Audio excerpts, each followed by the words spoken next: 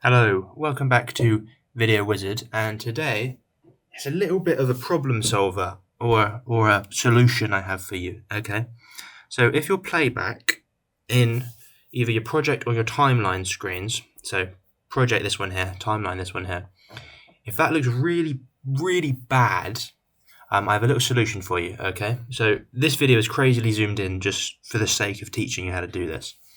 But let's play it through. It's a recording of me, so you have to excuse my ugly mug. But let's play it. The man went to the shop. Okay, you don't need to see any more of that. It's really bad, essentially. Okay, and that might be because of the playback resolution, which is in here for the project, and over here for the actual timeline of the preview.